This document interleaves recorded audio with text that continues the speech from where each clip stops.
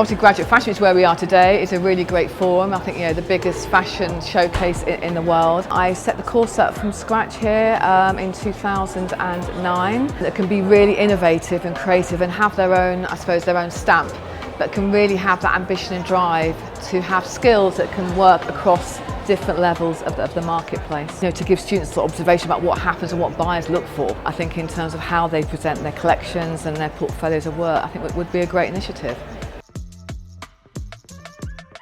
The great thing about University East London is we kind of cross-collaborate with all the different courses.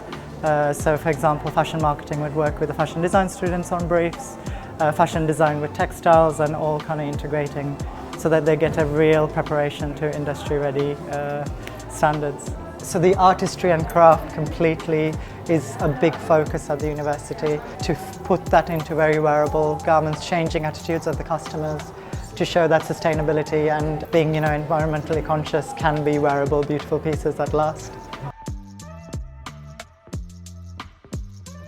Well, I think for me now, in terms of education, it's joining all those dots together. So it's the design, the communication, and then maybe slightly further into the future.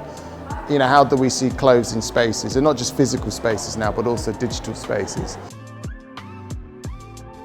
So we've been running a few projects. We had a company called Endema, who's got one of the biggest archives of Helmut Lang, which was great for them to work with us and with Seven Store and to curate a kind of a response to Helmut Lang through the eyes of young people.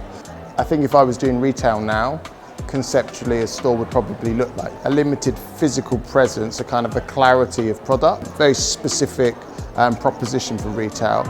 But then with visuals, with art, so with photography, so crossing lots of disciplines and sort of blending it all together. And then I think is to extend that online as well, so you begin to work digitally. So it's that clarity of voice that I think is really important in a very cluttered world.